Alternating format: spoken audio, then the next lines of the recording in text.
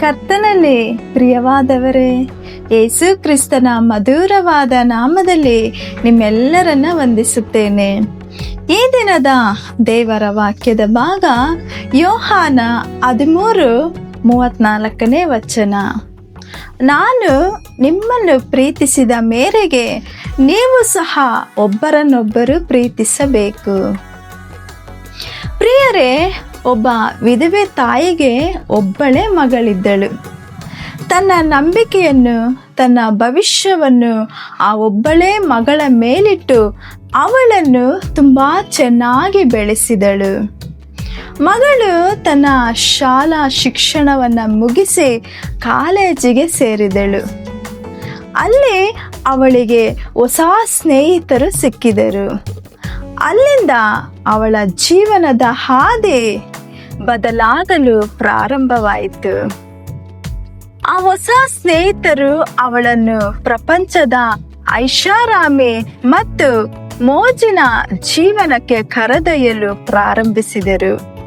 ವಿನೋದ ಕೂಟಗಳು, ಪಾರ್ಟಿಗಳು, ಮದ್ಯಪಾನ ಎಂದು ಶುರುವಾಗಿ ಆ ಮಗಳು ಸಂಪೂರ್ಣವಾಗಿ ದಾರಿ ತಪ್ಪಿ ಹೋದಳು. ಓದು ವಿದ್ಯಾಭ್ಯಾಸ ಮುಗಿದ ನಂತರವೂ ಅವಳು ಮನೆಗೆ ಹಿಂತಿರುಗಲೇ ಇಲ್ಲ. ವಿಧವೆ ತಾಯಿ ತನ್ನ ಮಗಳನ್ನು ಹುಡುಕಿದರೂ ಕೂಡ ಅವಳನ್ನು ಪತ್ತೆ ಹಚ್ಚಲು ಸಾಧ್ಯವಾಗಲಿಲ್ಲ. ಕೊನೆಗೆ ನಿನ್ನ ಮಗಳು ರಾತ್ರಿ ಕ್ಲಬ್ಗಳಲ್ಲಿ ತಿರುಗಾಡುವವಳಾಗಿದ್ದಾಳೆ ಎಂಬ ಒಂದು ಸುದ್ದಿಯು ಅವಳಿಗೆ ತಲುಪಿತು. ಇದನ್ನು ಕೇಳಿದ ತಾಯಿಯ ಹೃದಯವು ನುಚ್ಚು ನೂರಾಗಿ ಒಡೆದು ಹೋಯಿತು. ಕೊನೆಗೆ ತಾಯಿ ಒಂದು ಫೋಟೋ ಸ್ಟುಡಿಯೋಗೆ ಹೋಗಿ ತನ್ನದೊಂದು ಫೋಟೋ ತೆಗೆಸಿಕೊಂಡಳು. ಆ ಫೋಟೋ ಕೆಳಗೆ, ನನ್ನ ಮಗಳೇ, ನಾನು ಇನ್ನೂ ನಿನ್ನನ್ನು ಪ್ರೀತಿಸುತ್ತೇನೆ ಎಂದು ಬರೆದು ಅಲ್ಲಲ್ಲಿ ಮರಗಳಿಗೆ ಮೊಳೆಯನ್ನು ಒಡೆದು ಅದಕ್ಕೆ ಅದನ್ನು ನೇತು ಹಾಕಿದಳು. ಯಾವುದಾದರೂ ಒಂದು ದಿನ ನನ್ನ ಮಗಳು ಇದನ್ನು ನೋಡಬಹುದು ಎಂಬ ಆಸೆಯಿಂದ ಅವಳು ಹಾಗೆ ಮಾಡಿದಳು. ಹಲವು ವರ್ಷಗಳು ಕಳೆದವು. ಅವಳ ಮಗಳ ಶರೀರವು ಕಾಯಿಲೆಯಿಂದ, ದುರ್ನಡತೆಯಿಂದ, ದುರ್ವಾಸನೆಯಿಂದಲೂ ಕೆಡಲು ಪ್ರಾರಂಭವಾಯಿತು.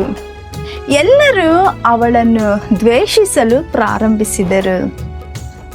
ಕೊನೆಗೆ ಅವಳು ಭಿಕ್ಷುಕಿಯಂತೆ ಬೀದಿಗಳಲ್ಲಿ ಅಲೆಯುವ ಪರಿಸ್ಥಿತಿ ಬಂದಿತು.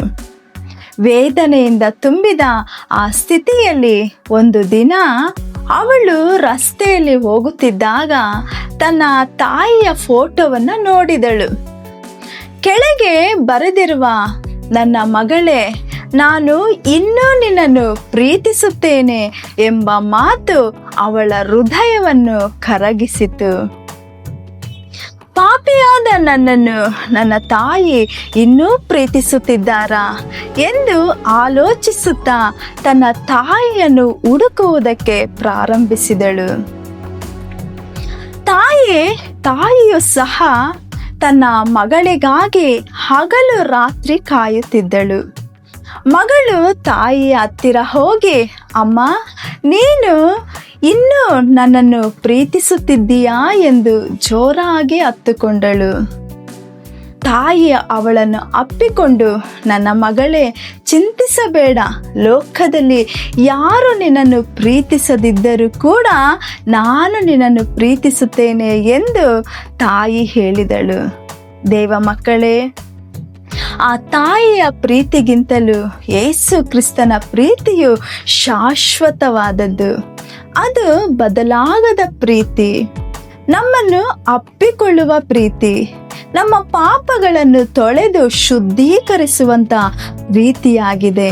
ಹಾಗಾಗಿ ನೀವು ಸಹ ಆ ಕ್ರಿಸ್ತನ ಬಳಿಗೆ ಬನ್ನಿರಿ. ಆತನ ಪ್ರೀತಿ ಮತ್ತು ಆತನ ಕೃಪೆಯಲ್ಲಿ ನೀವು ಆನಂದಿಸಿರಿ. ದ್ರಾಕ್ಷಾರಸಕ್ಕಿಂತಲೂ ಆತನ ಪ್ರೀತಿಯು ಅತಿ ಮಧುರವಾಗಿರುವಂಥದ್ದಾಗಿದೆ. ಹಾಗಾಗಿ ನಾವೆಲ್ಲರೂ ಕ್ರಿಸ್ತನ ಬಳಿಗೆ ಬರೋಣ. ಹಾಗಾಗುವಂತೆ ದೇವರು ನಿಮ್ಮನ್ನು ಆಶೀರ್ವದಿಸಿ ನಡೆಸಲಿ. ಆಮೇನ್. God bless you.